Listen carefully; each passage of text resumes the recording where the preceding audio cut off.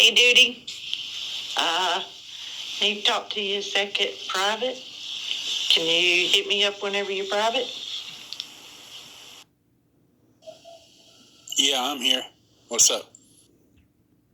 Okay, you remember the other day we talked, the dude had got in touch with you, Rick, I think is his name, and told you there was some things you didn't know and he wanted to talk with you about?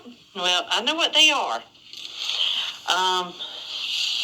Don't know how this all got started, but Randy walked in, my preacher, and I'm at one of his places cleaning, and I have to do a deep clean after his renters move out. Anyway, he gets into the conversation of, look at my new ride, my new wheels on my ride. Okay. Oh, those are awesome. Where'd you go? Lance? No. I went up to Keats. I said, ooh.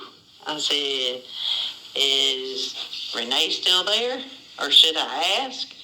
And he said, oh, yeah, she's there. He goes, unbeknownst to me, he said, we had things all wrong. I said, what do you mean we had things all wrong? He said, his mechanic and her are together. Not him and her. His mechanic and her. And the guy's actually living with her. Thought you might like that information. Girl, that's fabulous. But you got to get me a name. I need a name. And are they living in that place across the street from the shop? Absolutely, they are. Randy even knows where they were living. He said, heck, it ain't 100 yards from the shop. And dang it, he told me the boy's name. I cannot remember it. I will ask him again. I'll get it. It'll be this afternoon. If you don't hear from me by this afternoon, call me back. If you would, please. Because I was like, holy crap. When he was telling it, I was like, that's what he was going to tell Calvin. It ain't him. It's his mechanic. You don't know how much that would help me out. I just spoke to my lawyer yesterday, and things are starting to move forward. Of course, she wants equity in the house, and news like that would probably end that issue. If you don't mind, I'd love you, but would you sign me a statement to that or write me out something to that effect? And if Randy wouldn't mind, I'm certain, him being a pastor, if he knows about stuff like that, that certainly isn't within the bonds of matrimony. Does he have a problem with that? And if he can get me that name, man, that would help me out a lot. Thanks. I will try. I don't know about the statement, though, because he is pretty gung-ho. That's the only tire guy he uses. Probably wouldn't want his name in the middle of it, but I'll ask him. It wouldn't hurt to ask. Well, how would you feel about maybe writing something that, he told you that and try to keep everybody else out of it? If he'll do it, great, but if he wouldn't, would you mind? And then that way I can let my lawyer have the information, and that can be used when we get ready to go to court. Oh, absolutely. I wouldn't mind that at all. Definitely. But, yeah, I'll let you know how things go on that conversation. But they're out in the field right now doing the hay. Tevering is what he's got to do. So he ain't going to be able to talk on the phone. But like I said, I'll get with him this evening. Fantastic, girl. I appreciate you, man. You don't know how much that would help me out. I'm out here right now trying to put porch boards on where, the front porch is falling down. Of course, still got a big hole in my toe and a broke ankle, but I'm still doing it. Going to try to get the grass cut here in the next couple of days, but, I kind of thought it was pretty gutsy for her to actually say she feels like she's entitled to me selling this house and giving her part of it, and she shacked up with the boyfriend from work. That's just crazy. Yeah, get me that guy's name. I need that. Thanks. Will do. All right, talk at you later, hon. Hey, girl, did you ever find out that name? Anything like that? No, sweetie, I didn't. They've been in the hayfield every day, and I went by there today. They still ain't done. And I hate to bother him in that hayfield, but I'll see him tomorrow, and I'll talk to him. That way, too, I'm face-to-face with him. And I can ask him. That's no problem. I found out some information as I was doing some more digging. Now, of course, Randy would have to know that she was stone cold caught in Winsboro with Rick, the owner. The mechanic, I believe, his name's going to be Jason Hall. He has a nickname called Worm. Go figure, Worm. But considerably younger, maybe 35-ish or so. And from my understanding, he may be living in the house with him. And that's what Rick was trying to tell me. And I think it was more of the fact that Rick was having problems with his wife over Renee working there. And because he had to put Renee on the back burner, the mechanic boy was the next one in line. What I also discovered was there was a previous past that Renee had that I had with the information that I found on some floppy disk computer drive stuff that was left here that I had taken out before she moved out. And with it had some pretty steamy past, if you can get my meaning, like clubs that her and Olivia's dad used to belong to. We're not talking about porch swing, but swing. Well, in pulling up the information I found on this boy, Jason, he's also in those clubs all over his Facebook page. And also, I had heard through the grapevine that Rick and his wife were possibly involved in that kind of stuff. I heard that through another person. So it's getting better by the moment. I mean, really deep. If you get a chance, you can look on Jason Hall. He's got 2 Facebook profiles. You'll know him. He's got a baldish head on his Facebook profile, but he also has a picture of 2 of his sons. One is York Tech, the other is from, I believe, here in Chester. What really makes it thick is the day they were planning when her and Rick met in that motel room was on August the 15th of that weekend. The 17th and 18th was the Saturday and Sunday. That boy, Jason, his birthday was August the 15th, and Renee had stayed late at work claiming that the boss and the boss's wife did a surprise birthday party after hours at the shop, which it was for that boy. So it's kind of like a 4-way scenario. I'm not saying that it's happening, but it sounds a lot like a menage a trois plus one, and it's all starting to come to light. So if you find out this boy is Jason, just confirm that.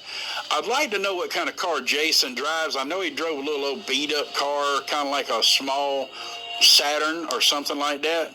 And I want to say it was a goldish with a trunk that might have had a rusty primer trunk on it, but it was a beater car. Plus, I know Renee was driving the blue Trailblazer. So if you find out any other kind of car, because I've got a lot of suspicious cars that keep pulling into the cul-de-sac, turning around real slow, and then driving off. So I'm going to start looking at it from that angle. And if you find out that that is indeed the guy, then I'll take the next step. Of course, 2 hours ago, she's posting on Facebook. So I don't know if she's got some other issues going on or whether or not she's throwing that back at me. But I haven't leaked anything out there, so nobody would know. That is the guy's name. That is.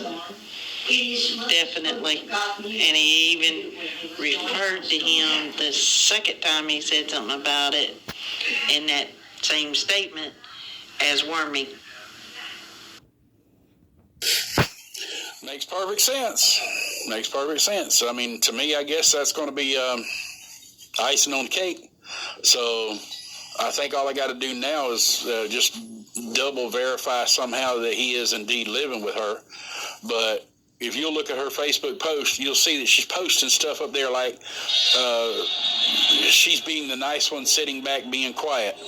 That don't make any sense to me, especially if she's at that point, like maybe she thinks she's going to do no wrong and she won't get caught. But, cat's out of the bag, isn't it? Yeah, it kind of blew me away. I'm standing there going, really? Really? And he's like, yeah, he's living with her right across the street, da-da-da. I was like, really? He goes, what did you know? I said, she ain't divorced yet. Well, you know what? I mean, even if she is living with a guy, I'm not going to get hell-bent out of shape about it. It's just the pot calling the kettle black, you know what I'm saying? And, she's got a lot of nerve, putting all this stuff out there in the community and on Facebook about, how she's holier than thou, like somebody's trying to damage her, and here she is doing it, more than one guy. And, some people can choose to believe what they want to believe, but proof's in the pudding, you know what I mean? Absolutely. But, I'll talk to Randy, and I'll confirm that, but I'm positive that was the name he said. And he even knew his last name. But he never said nothing about what he drove. I don't know how I can wiggle that in there. I'll ask him point blank, I guess. But he ain't none too happy once he found out she was still married. Yeah, to me, it's like... how did it come up? Is the boy and her, being face to face, kissing, talking, or whatever? How did it come up that he knew that he was living across the street with her?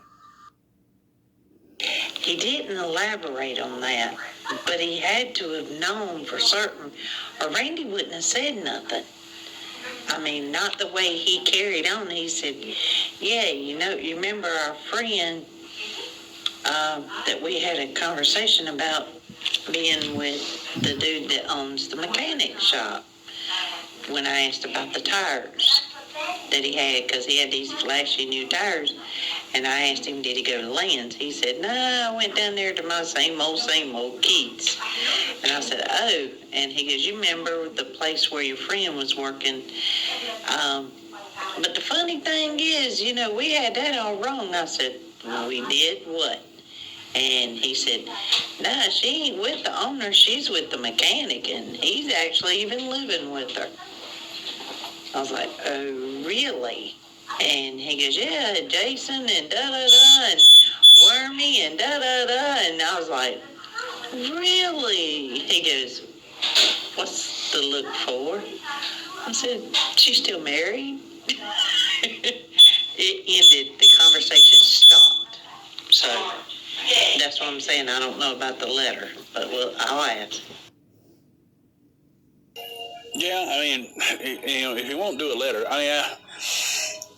anything that can corroborate, the information, and it doesn't have to be, in family court, you don't have to have the same burden of proof like you do in criminal court.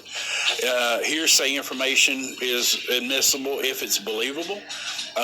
Called a preponderance of the evidence.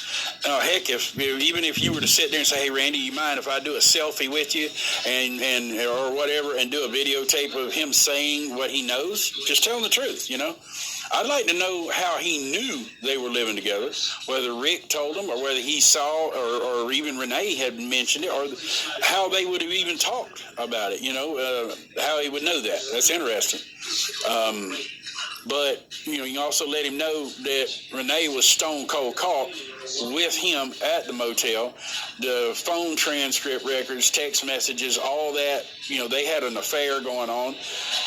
Rick paid for the room with his own wife's credit card. He bought condoms at CVS with the credit card, took her to lunch and a dinner at Sonic while they were in Winsboro. So, Rick's busted, plain and simple. And he tried to give me the truck back about less than a month ago. He hit me up while I was going to a county function up here for a dinner, and he wanted to give me the truck back.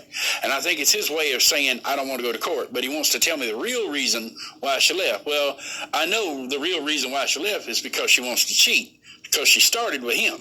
It might have turned to the mechanic where this Jason Worm boy is, her next victim.